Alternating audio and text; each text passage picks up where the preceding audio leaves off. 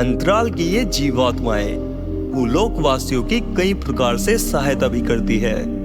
मनुष्य जो भी अच्छे बुरे कार्य करता है उसके पीछे इन जीवात्माओं का भी हाथ होता है। वह अकेला कोई भी श्रेष्ठ या निकृष्ट कर्म नहीं कर सकता, क्योंकि उसकी शक्ति और ज्ञान सीमित होता है। सन 1965 में भारत पाकिस्तान के युद्ध के समय एक सैनिक टुकड़ी जम्मू कश्मीर की पहाड़ियों में रात को रास्ता भूल गई थी। उसे अग्रिम चौकी पर पहुंचना था।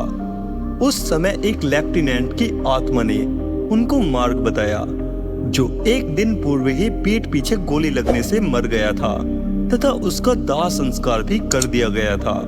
ऐसा उसने खुद ने ही बताया। चौकी पर पहुंचकर वह गायब हो गया। यह उसका सूक्ष्म शरीर ही था। उसकी पीठ पर गोली का निशान था। स्थूल शरीर के घाव सूक्ष्म शरीर पर रहते हैं। जैसे जीसस पुनर्जीवित हुए तो उनके हाथों में भी कीलों के निशान थे। यह उनका सूक्ष्म शरीर ही था। उच्च कोटि के कलाकारों, संगीतज्ञों, कवियों, लेखकों, धार्मिक एवं आध्यात्मिक व्यक्तियों, डॉक्टरों, इंजीनियरों, सैनिकों, मैकेनिकों, मोटर ड्राइवरों, ज्योतिषियों, वैज्ञानिकों, धार्मिक शिक्षकों, गणितज्ञों, भवन निर्माताओं, मूर्तिकारों आदि विशिष्ट वर्ग के व्यक्तियों को ये जीवात्माएं सदा सहायता करती रहती है, जिससे इनके कार्यों में अधिक श्रेष्ठता आती है। किसी उलझन में फंसने पर ये प्रत्यक्ष रूप से सहायता को उपस्थित हो जाती है। कई जीवात्माएं ऑपरेशन भी कराती है, गणित की समस्याओं का हल करती है तथा लेखन कार्य भी करती है। किंतु यदि इनका स्वयं का लक्ष्य भ्रष्ट तरीके अपनाकर पैसा कमाना मात्र ही होता है तो ये इनकी सहायता नहीं करती, जिससे ये कभी भी अपने कर्म में श्रेष्ठता प्राप्त नहीं कर सकते।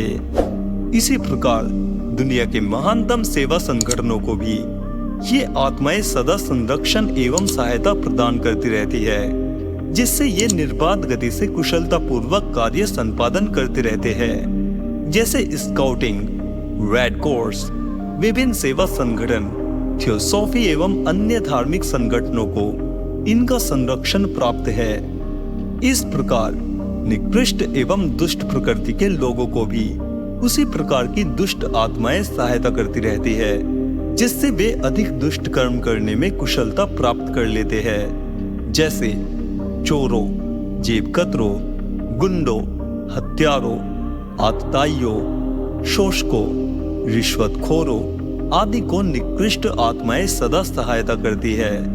अरविंद आश्रम की श्री मां ने अपने गुह्य अनुभव के आधार पर लिखा है कि हिटलर के आसपास सदा एक असुर सत्ता विद्यमान रहती थी, जो प्रकट होकर नरशंस कार्यों में उसकी सहायता और प्रेरणा दिया करती थी।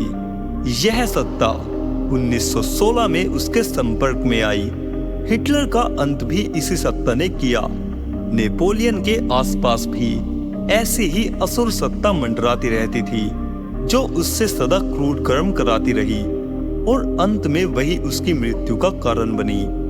14वीं सदी में रोम का शासक नीरो भी ऐसी ही सत्ता के चंगुल में फंसकर क्रूर कर्म करता रहा। ये दुष्ट आत्माएं अपने अनुकूल माध्यमों पर ही सवार होती है और यंत्र मानव की तरह उससे दुष्ट कर्म करवाती रहती है। वैज्ञानिकों ने भी इसकी पुष्टि की है कि हमारे चिंतन के अनुसार मस्तिष्क के चारों ओर एक क्षेत्र आइडियोस्फीयर में यह एकत्र हो जाता है।